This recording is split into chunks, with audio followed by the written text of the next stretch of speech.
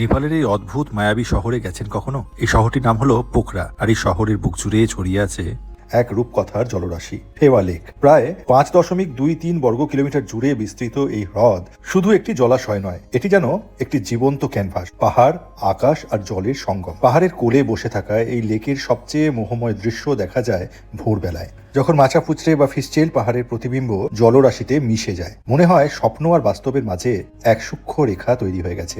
লেকের মাঝে ছোট্ট একটা দ্বীপে রয়েছে তাল বারাহি মন্দির। হ্রদের মাঝে ভাসমান এই মন্দির যেন প্রকৃতির মাঝে আধ্যাত্মিকতার নিঃশব্দ ডাক। বোটে চেপে সেখানে যাওয়া, হালকা বাতাসের পরশ আর মন্দিরে ঘণ্টাধ্বনির সাথে এক মুহূর্তের শান্তি, এগুলো শব্দে প্রকাশ করা কঠিন। ফেওয়া লেক শুধু চোখ নয়, আত্মাকেও ছুঁয়ে যায়। এ যেন প্রকৃতির এক নীরব কবিতা, আর আপনি এই কবিতার এক পাতা হয়ে থেকে যান চিরকাল এই পোখরার ফেওয়া লেকে বেড়াতে গিয়ে। তাহলে বলুন, আজকে ভিডিওটা আপনাদের কেমন লাগলো? ভিডিওটা ভালো লেগে থাকলে অবশ্যই সাবস্ক্রাইব করবেন, লাইক করবেন, শেয়ার করবেন। দেখা হচ্ছে পরে।